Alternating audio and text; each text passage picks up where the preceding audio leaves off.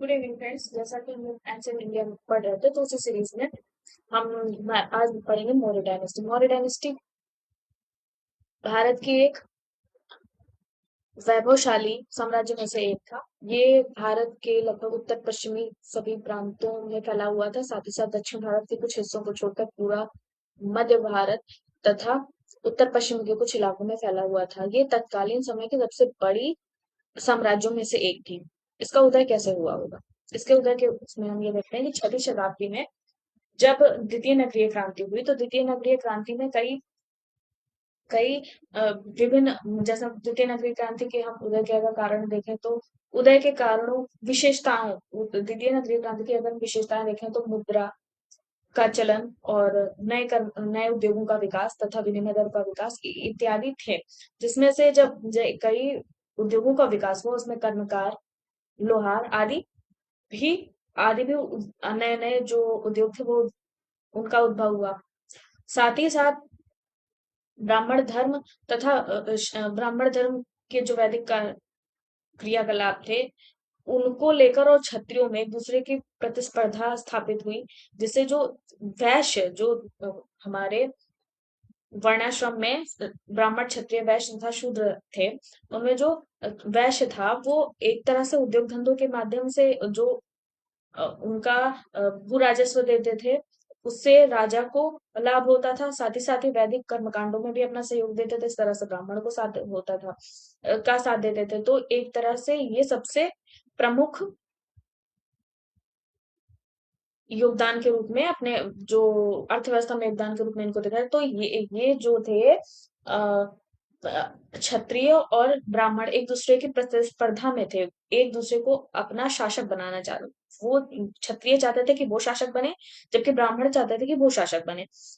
तो जब हर्यक वंश के बाद घनानंद आया और घनानंद ने कौटिल्य को अपमानित किया, तो अपमानित करने के बाद उसने कसम खाई कि अब मैं इस नंद वंश का विनाश करूंगा और एक इनसे बड़ा साम्राज्य की स्थापना करूंगा। इसी क्रम में वो आगे कौटिल्य जाते हैं तो उनको एक बच्चा मिलता है जो एक विशेष खेल खेलता रहता है, तो उसको ये लाते हैं और तक्षशिला में उसको शिक्षा दिलाते हैं तथा उसी को तैयार करके ये युद्ध में भेजते हैं। उसी ने वही जो बच्चा होता है वो आगे जाकर चंद्रगुप्त के रूप में प्रसिद्ध होता है और एक बृहद साम्राज्य मौर्य साम्राज्य की स्थापना करता है। तो इसी क्रम में आगे हम ये देखते हैं कि मौर्य साम्राज्य के बारे में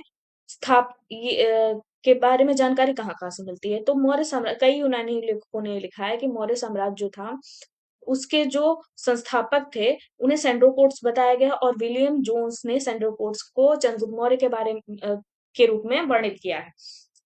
आगे मौर्य साम्राज्य की जानकारी कौटिल्य के अर्थशास्त्र में मिलती है, बौद्ध और जैन ग्रंथों से मिलती है। मेगस्थनीज जो आया था भारत में विदेशी यात्री उसके उसके द्वारा लिखित इंडिका से मिलती है। क्षेमेंद्र की बृहत कथा मंजरी, सोमदेव की कथा सरित सागर, रुद्रदामन के जूनागढ़ अभिलेख से मिलती है। साथ ही साथ विशाखदत्त के मुद्राक्षर तथा ढूंढीराज की मुद्राक्षर पर टीका और अशोक के अभिलेख, इन सब से हमें मौर्य साम्राज्य की जानकारी मिलती है। आगे देखते हैं कि जो उनका महामंत्री था, जो जो एक तरह से जिसने मगध साम्राज्य को बनाने में सबसे महत्वपूर्ण योगदान दिया था, उनके अर्थशास्त्र के बारे में क्या-क्या वर्णन है। अर्थशास्त्र मुख्यतः ये कोई अ, एक विशेष अर्थशास्त्र की नहीं बल्कि इसमें अर्थशास्त्र, राजनीति तथा लोक प्रशासन इसके बारे में वर्णन है। इसमें भू राजस्व की भी बताया गया है कि भू राजस्व तत्कालीन समय में 1/6 था और इसी कौटिल्य के अर्थशास्त्र में ही गुप्तचर व्यवस्था का सबसे पहले प्रयोग हुआ है। गुप्तचरों को तत्काल काल समय में महामार्थ सर्प की संज्ञा दी जाती थी और इसमें 9 प्रकार के दासों का वर्णन है। कि दा और जो अस्थाई दास होते थे उनको अर्हितक कहा जाता था। कौटिल्य को उनके अभूतपूर्व योगदान तथा एक अच्छे साम्राज्य, मगध के साम्राज्य के निर्माण के लिए इन्हें भारत का मैकियावेली कहा जाता है। कौटिल्य ने ही अर्थशास्त्र में ये बताया है कि जो राज्य होता है उसके किस-किस तरह से कौन सहायक होते हैं। जैसे जो मित्र होता है उसको राज्य का कान बताया गया है, मस्तिष्क को, दंड सेना को राजा का साम्राज्य या राज्य का मस्तिष्क बताया गया है। और जो स्वामी होता है उसको उसका सिर बताया गया है। आँखें जो होती हैं राज्य की वो अमात्य बताया गया है। जो उसका कोषागार होता है वो राज्य का मुख होता है तथा दुर्ग हाथ के रूप में और जनपद को जंघाओं के रूप में वर्णित किया गया है। आगे चलते हैं इंडिका। इंडिका मुख्यतः जो मेगास्थनीज भारत आया था, उसने अपनी पुस्तक लिखी इंडिका, और उसने तत्कालीन समाज के बारे में विभिन्न चीजों के बारे में वर्णन किया, जिस जिस इसी से हमें मौर्य काल के बारे में जानकारी मिलती है। तो इंडिका में इसने बताया कि जो पाटलिपुत्र पाटलिपुत्र को इसने प्रथा बताया है, और पाटलिपुत्र जो था, इसने बताया कि पूर्वी भारत का सबसे बड़ा जो नगर था वो पाटलिपुत्र था। पाटलिपुत्र या पोलिवरा था, गंगा तथा सोन नदियों के संगम पर बसा हुआ था। पाटलिपुत्र के चारों तरफ खाई थी। खाई क्यों थी? ताकि दुश्मन सेना पाटलिपुत्र के को पार ना कर सके। और पाटलिपुत्र के चारों तरफ जो दीवार का निर्माण किया गया था, उस दीवार में 64 तोरण तथा 570 बुर्ज थे, और ये इतना भव्य था कि इसकी तुलना सूसा तथा एक बताना जहां से वो आया था उसके महलों से ज्यादा इसकी की भव्यता उसके महलों से ज्यादा थी। साथ ही साथ इसने बताया कि प्रशासन के लिए 6 समितियां थी तथा भू राजस्व 1/4 थी। यहाँ पर ये ध्यान देने योग्य है कि कौटिल्य ने अपने अर्थशास्त्र में भू राजस्व 1/6 बताया, जबकि इंडिका में भू राजस्व 1/4 बताया गया है। इसके अलावा सड़कों में इसने बताया कि उत्तरापथ से सिंध की तरफ सिंध से होते हुए सिंध से बंगाल की तरफ जाने वाली एक रोड है। सिंध तथा बंगाल के सोनार गांव के बीच में एक सड़क थी जिसका नाम क्या था? उत्तरापथ। साथ ही साथ इसने बताया कि सोने की खान कहाँ थी? दर्दिस्तान में, जो कि कश्मीर में है। इसने ये बताया कि 7 जातियाँ और दास नहीं है, जबकि हमने आगे देखा है ऐसा।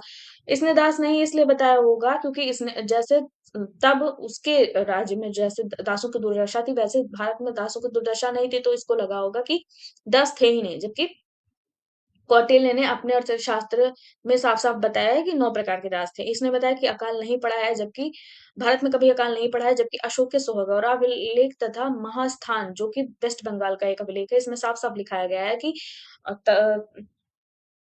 काल के समय राजा ने अपने जो कोष थे तथा अन्न भंडार थे वो सभी आम जनता के लिए खोल दिए थे। इसने बताया कि भारत में लेखन कला नहीं थी, जबकि इसके पहले वेद रचना हो चुकी थी।